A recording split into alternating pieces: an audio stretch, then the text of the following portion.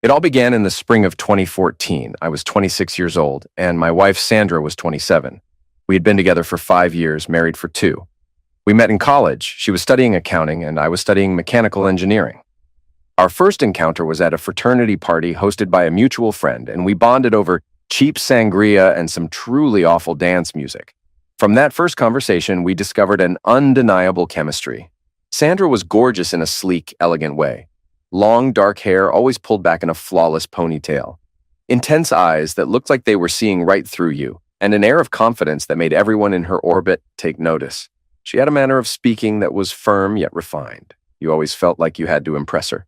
It drew me in like a moth to a flame. Meanwhile, I was tall, brash, and determined to succeed. People told me I looked older than I was, thanks to the intensity always etched on my face. Although we had our differences, we quickly became inseparable. Within a year, we decided to marry. I thought of Sandra as the perfect partner, intelligent, assured, and someone who'd challenge me to be better.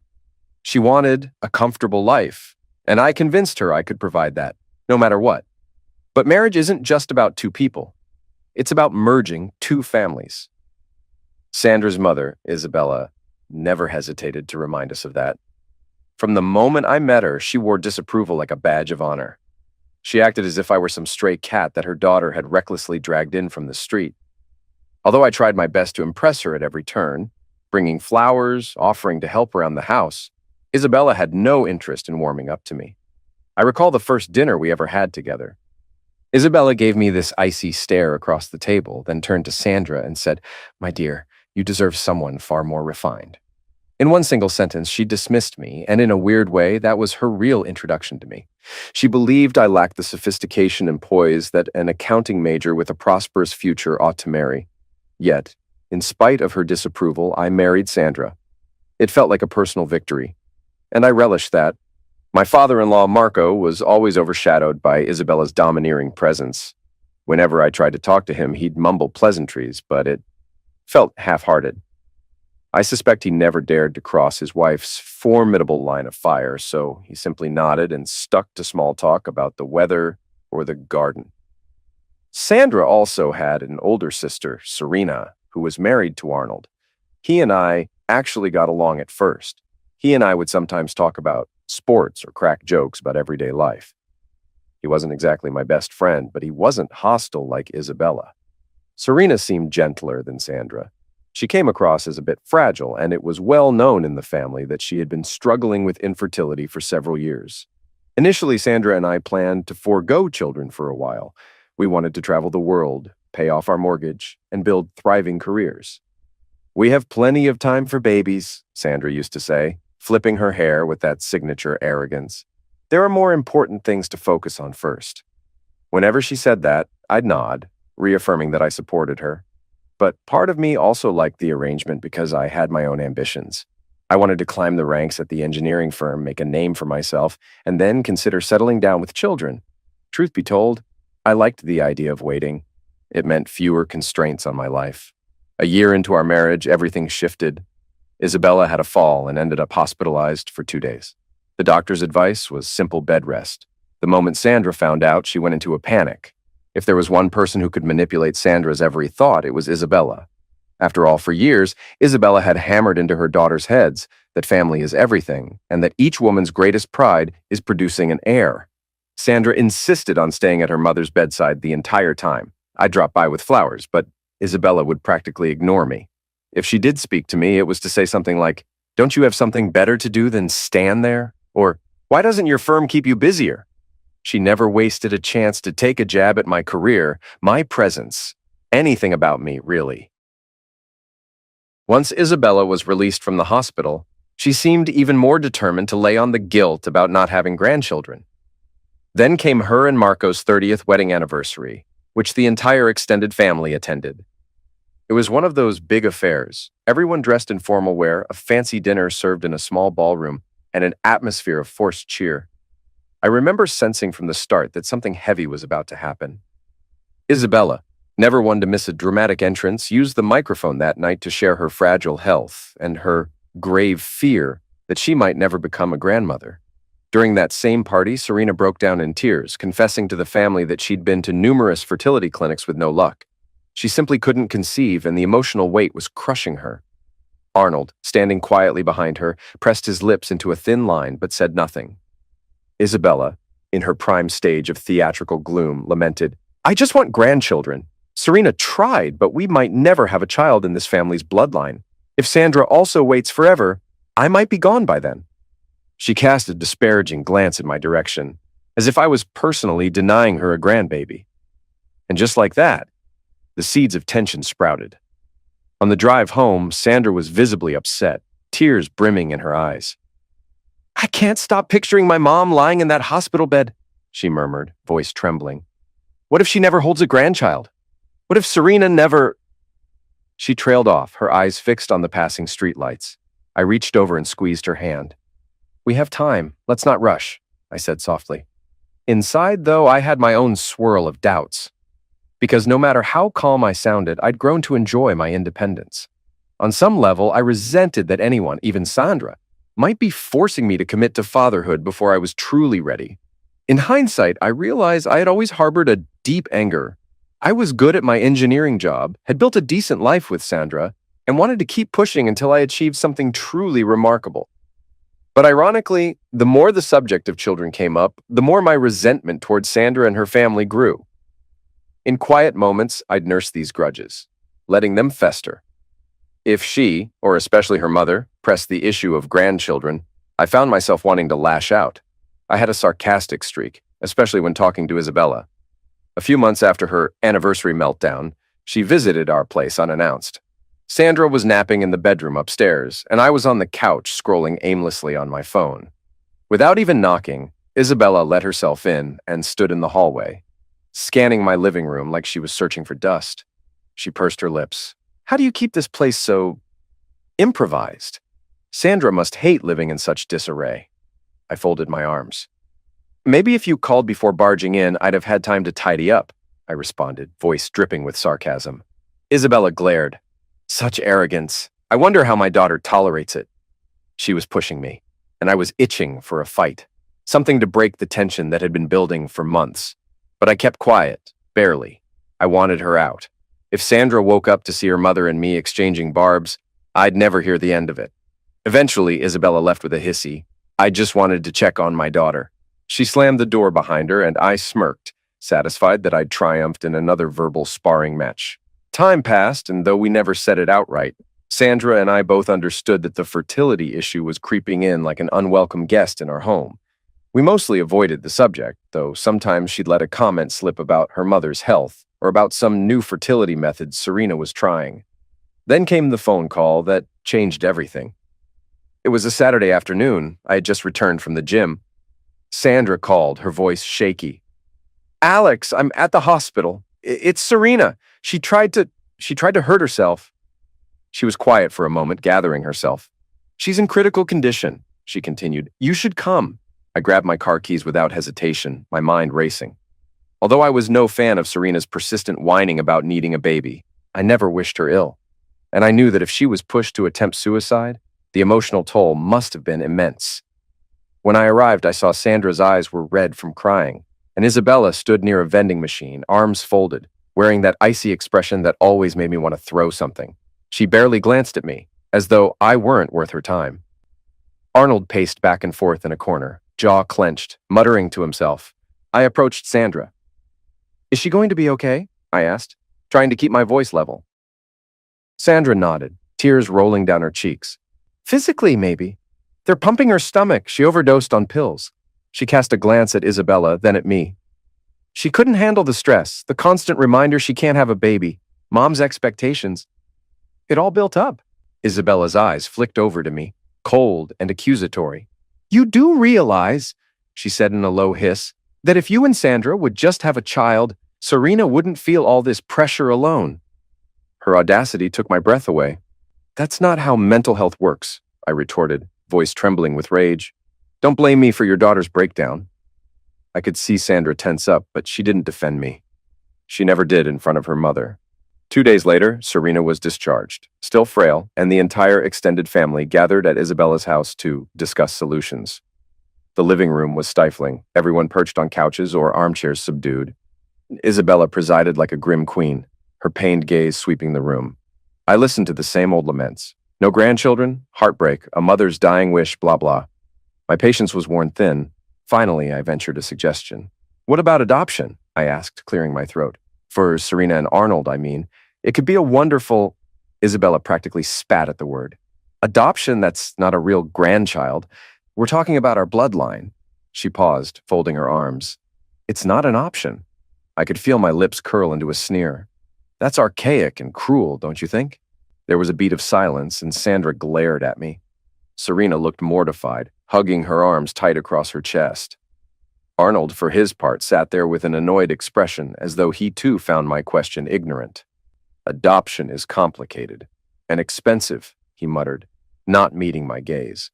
I had no idea at the time, but that moment planted the seeds of a twisted plan I never saw coming. A few weeks after that infamous conversation, Serena and Arnold started visiting our house more often. Sometimes they'd come under the guise of checking on us or having dinner together. But I'd catch them whispering with Sandra in the kitchen, their voices low. The moment I stepped into the room, they'd clam up. I also noticed Sandra became increasingly secretive with her phone. Whenever it buzzed, she'd snatch it up and angle the screen away from me. I tried to press her, but she brushed me off. I'm just talking with Serena. She's still fragile. You wouldn't understand. I might have left it there, but something in my gut told me there was more. My frustrations with Sandra were growing. She was always so arrogant, dismissing me whenever I questioned her. I had to admit, I'd started lashing out, often with petty insults or belittling her intelligence. Maybe if you used that fancy accounting degree to see what a fool you're being, you'd see the big picture, I'd spat once after she'd refused to discuss her secret texts. Things reached a boiling point on July 5th. I pulled into our driveway and saw a cluster of cars. Isabella's, Serena's, Arnold's, and a few others. My heart pounded, a sense of foreboding twisting in my stomach. Stepping inside, I discovered them assembled in our living room, wearing somber expressions. Immediately, Isabella turned her frosty gaze on me. Sandra nodded to a seat. Alex, sit. I sat slowly, forcing my face to remain neutral. What's this about? Isabella answered with that lethal hush in her tone. We're here to settle the matter of grandchildren. My jaw tensed. Is that so? Well, I already mentioned. She dismissed me with a raised hand. We're not discussing adoption or test tubes or any sacrilegious approach. I flicked my eyes around. Sandra stared at the floor, Serena was biting her lip, and Arnold had the audacity to grin. What the hell is going on? I wondered. Suddenly, Sandra snapped, her arrogance turning acidic. Stop pretending to be clueless, Alex. You've been so stubborn about me having a baby. And I'm tired of waiting. I frowned. I never said we'd never have a baby. I just want to do it on my timeline, not your mother's. Isabella seized the moment. Our solution has become quite simple, she declared in an eerily calm voice.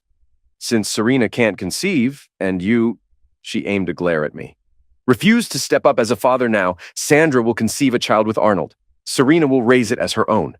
My breath caught. I stared in disbelief, but no one blinked or laughed. This was no joke. What? I finally croaked, heart pounding so hard it hurt. Arnold smirked, leaning back. We're not asking for your permission, man. It's basically a done deal. We just wanted you to know. My fury ignited, fueling the darkness in me. I glared at Sandra. So that's it? You all meet behind my back and come up with this twisted plan? And I'm the last to know? She shrugged, her voice clipped. It's for Serena.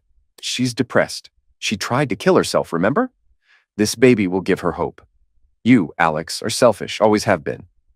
Isabella jumped in. You should be grateful we're including you in this at all. You can stay or go. The baby will be from this family, with or without you. Something in me snapped. You're all insane, I roared. I lunged for Arnold, fist swinging. He was caught off guard, and my punch landed square on his jaw, sending him sprawling onto the carpet. Serena screamed. Sandra grabbed at me, but I shoved her aside, adrenaline coursing through my veins. Get out of my house, I bellowed. They fled, though not without hurling insults. Isabella shrieked, You are an unworthy husband. My daughter deserves better. Serena sobbed, and Arnold muttered curses as he clutched his bruised jaw. Sandra was the last to storm out of the living room, only to barge into our bedroom, face contorted with anger. I followed her and slammed the bedroom door shut behind us. You're letting them manipulate you into sleeping with your brother-in-law? That's vile. she glared, flipping her hair over her shoulder. You have no idea how hopeless Serena feels. And you, with your big dreams and your arrogance, you'd never consider fatherhood on the timeline we need. My mother is right. She might die any day without seeing a grandchild. You're too blind to care, I sneered.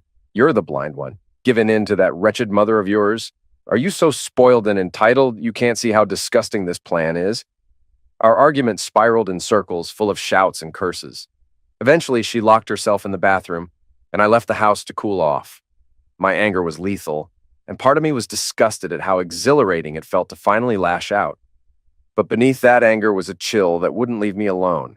My wife had chosen a plan so morally skewed it bordered on madness. The next day, I confided in Elliot, my best friend.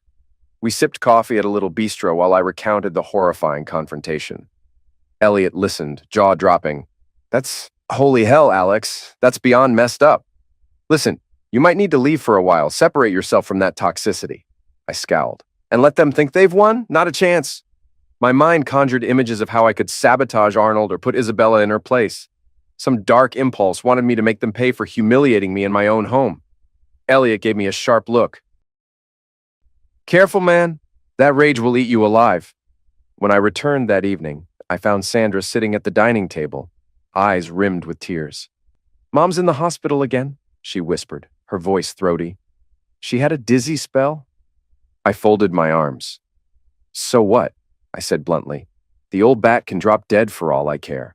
She stiffened, shock etched on her face. How can you? Because she's a manipulative harpy, I snapped. And you're just as bad for letting her talk you into all this. Sandra stood, eyes blazing. Don't you dare talk about my mother like that. She's the only one who truly loves me. You've always been too preoccupied with yourself, your career, your comfort, to see anyone else's pain. I shot back, and you? Oh, you're selfless, right? Sure, nothing more selfless than volunteering to sleep with your brother-in-law for your mother's approval. She slapped me.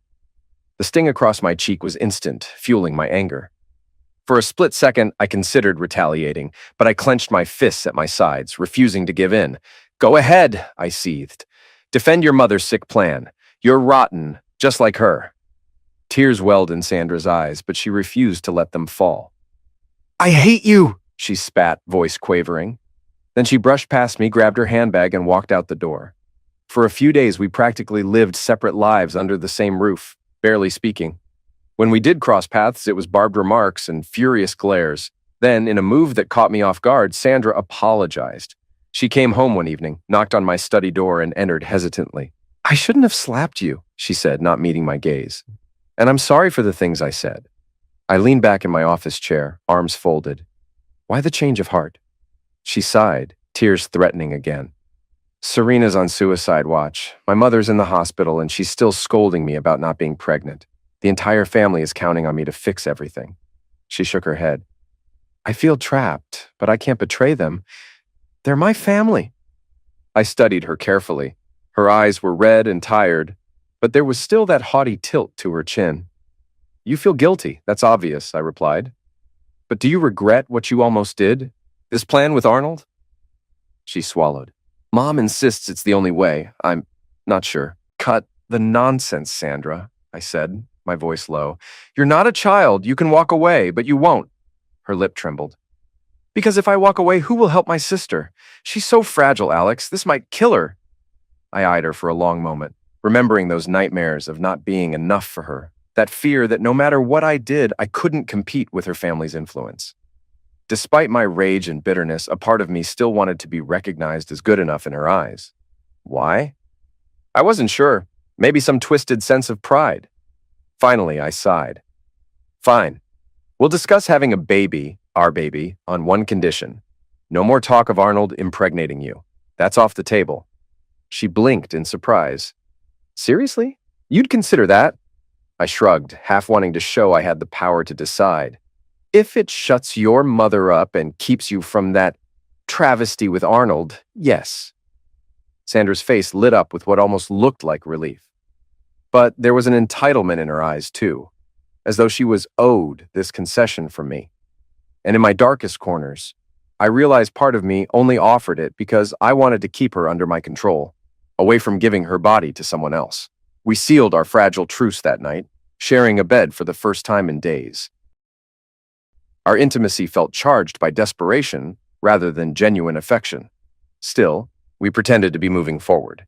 Over the next 6 months, I gave Sandra anything she wanted. If she yearned for a new couch, I placed an order. When she mentioned wanting a spa day, I booked her a weekend retreat at a fancy resort. She soaked up the attention, growing more smug each time I handed her a new gift. "This is exactly what I needed," she'd say, leaning in to give me a perfunctory kiss on the cheek. I, for my part, enjoyed the sense of power it gave me.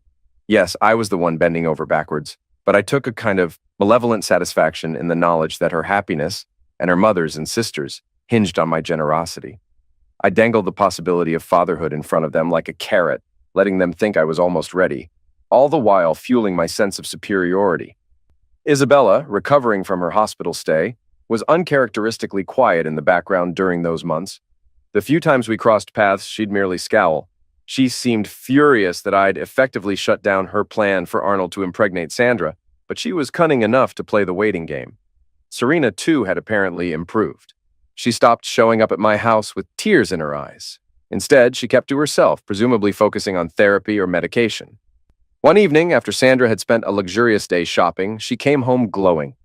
"I've found the perfect spot for a romantic trip," she exclaimed. "Let's go to Santorini or maybe the Maldives. I want to celebrate us, a new start." She waved a glossy travel magazine in my face. I smirked at the irony. "Didn't know you were a fan of beaches and sunsets. I thought you were more of a city girl." She tossed her hair. "I can adapt. Besides, once we conceive, we'll be busy. We deserve a getaway before we settle into real responsibilities." I recognized the loop we were in. She was bragging about our financial capacity, my money mostly, and reaffirming that our future child was on the horizon. Something about her casual assumption that I would fund everything while she got the spotlight made me want to laugh, but I didn't laugh. Instead, I decided to up the stakes, to show her I could still surprise her. I planned a grand gesture: plane tickets to Santorini for 2 weeks, a stay in a luxurious villa perched on the island's cliffs. It cost me a small fortune, but part of me wanted to see just how far her arrogance could go, how grateful or not she'd be. On February 20th, the day the tickets arrived, I hurried home to surprise her. The house was quiet when I walked in. I found a note on our bed in Sandra's delicate handwriting. I started reading, my heart pounding. "Alex, you see that nothing in our relationship changes, no matter how much we try. I love you, but I also love my family, and I cannot watch my sister suffer. My mother's health is precarious. They need me to provide an heir to our family's line, one that belongs to Serena and Arnold, since her body can't carry it. We've already tried to reason with you, but I realize you'll never truly agree. That's why I'm doing this on my own. I'm leaving for a month. Arnold, my parents, and I will be out of town. We won't tell you where, because you'd only interfere. I have to do this for Serena. Don't worry, this doesn't change us. I'll come back when I'm pregnant, and we'll pretend nothing ever happened. The baby will be theirs to raise. This is my final decision. And I know you love me enough to understand it in time. Don't try to find me, Alex. I'm sorry." I stood there, reading the words over and over, a tremor building in my chest. My initial reaction was a sickening, sinking feeling of defeat. This was it. She chose them. She chose him. Arnold. I felt that dark rage, that relentless swirl of wrath surging inside me. Without thinking, I hurled the plane tickets across the room, letting them scatter on the floor. My entire plan, my attempt at controlling her with lavish gifts, was worthless. She wanted something else, to prove herself to her mother, to appease her sister, and to keep me on the back burner like a convenient ATM. I sank onto the edge of the bed, choking on my fury. The more I thought about it, the more my chest burned. They're all conspiring against me, I told myself. This was never about me at all. I'm just the means to an end, or maybe an obstacle to remove. For a full hour, I sat in silence, rereading the note, letting it imprint itself on my brain. Then, in a moment of clarity, I realized I had enough of being the puppet they dragged around. Yes, I was far from innocent. I was controlling, cruel in my words, and twisted in my own ways. But the gall of this betrayal dwarfed any wrongdoing I'd done. After 2 days spent wallowing in my own hatred, I decided I'd had enough. I called a real estate agent to explore renting out our house. I sold off most of our electronics, furniture, even the car. I emptied our joint accounts, leaving only a few meager dollars behind. If Sandra wanted to come back after her twisted quest for pregnancy, she'd find a hollow shell of a home and zero access to my money. My friend Elliot was shocked when I revealed my plan to leave the country. "Dude, are you sure about this?" he asked, concern furrowing his brow. "Absolutely," I growled. "I'm done with these parasites. Let them figure out how to raise this miracle baby they want. They're not seeing a dime from me," he exhaled. "Okay, well, if you need money, you know I've got your back. Just promise me you won't do anything stupid." I forced a half smile. "I appreciate it, but I've already set everything in motion. I quit my job this morning. My plane ticket is booked for tomorrow." The next day, I took a final look at the empty living room. Nothing remained except a single chair and a table I didn't bother to sell. A sense of grim satisfaction settled over me. I was leaving nothing behind for Sandra. Then I left for the airport, a duffel bag in one hand, Sandra's abandoned phone in the other. By the time the plane took off, I was so steeped in anger that I couldn't even feel anxious about leaving the life I'd known. I was 26, no, nearly 27 by then, with a mechanical engineering background. Canada beckoned with a promise of anonymity and a fresh start, an escape from the labyrinth of betrayal. 3 weeks after I arrived in Toronto, I rummaged through Sandra's phone out of morbid curiosity. I'd turned it off for most of my journey, but now I connected it to Wi-Fi in my new apartment. A modest sublet, musty but serviceable. Notifications flooded in. One, in particular, grabbed my attention. A family WhatsApp group titled Baby. I clicked on it. The latest message was from Serena. "It's finally happened, everyone. After more than 20 attempts, we're going to have a grandchild." She'd attached photos. Arnold looking smug, half naked, and my wife, in nothing but her underwear, her hair plastered to her forehead with sweat, a triumphant grin on her face. The second photo showed a pregnancy test with 2 pink lines. I felt physically ill. Though I'd known on an intellectual level what they were doing, seeing photographic evidence seared my brain. My teeth ground together, rage vibrating in every cell of my body. But I was thousands of miles away. I couldn't rush over and smash Arnold's face again or burn down Isabella's house. I turned off the phone. I paced for hours. The memory of that image burned behind my eyelids. By the next morning, my anger transformed into a numb determination. I'd come this far, no going back. Despite my qualifications, the only job I could get on short notice was as a warehouse worker at a small factory on the outskirts of Toronto. It paid decently, all things considered, and gave me time to figure out a long-term plan. Every day, I hauled crates, loaded trucks, and tried to push thoughts of Sandra from my mind. But then, a Sunday morning came with a fresh horror. Sandra, somehow remembering her own phone number, sent me a text. The words rolled across the screen like acid. "Love, I'm home now. Everything went perfectly. I'm pregnant with Arnold's child. Please come back. I have news for you." I stared at that message for a good minute, a sardonic laugh escaping my lips. She dares call me love after all that? I thought, shaking my head at her arrogance. Then more messages followed. "Darling, come home. We need to talk. The accounts are empty and the cards don't work. I need money for groceries." I let out a bark of harsh laughter. "Now you want me to fund your brother-in-law's child? Over my dead body." She tried calling repeatedly. I let the phone ring, refusing to answer. Then came a barrage of calls from Serena, from Arnold, from Isabella of all people. My block list grew by the hour. In their twisted minds, I was still part of their family, so they expected me to pick up the slack, foot the bills, provide emotional support. My revulsion deepened. One evening, my own father called. I answered reluctantly. "Alex," he said with a sigh, "your mother's worried. We heard you ran off to Canada. What's going on? Sandra is trying to reach you. She said you abandoned her, that you left her with no money." I grimaced. "Dad, stay out of it. I left because Sandra decided to get pregnant with her sister's husband. This is the real story. She and her mother manipulated everyone." A stunned silence. Then, in a quivering voice, he said, Are you sure you're not misunderstanding something?" I swore under my breath. "I'll send you the pictures. Then you'll understand." And I hung up. A day later, Dad called back, outraged. "Alex, that woman is insane, and her mother is—" He paused, fuming. "I can't believe they'd do that to you. You made the right choice." For once, I felt a small sense of vindication. Over the next few weeks, I turned Sandra's phone on occasionally, just out of a perverse desire to see them squirm. The messages were frantic. Isabella, "You irresponsible ingrate.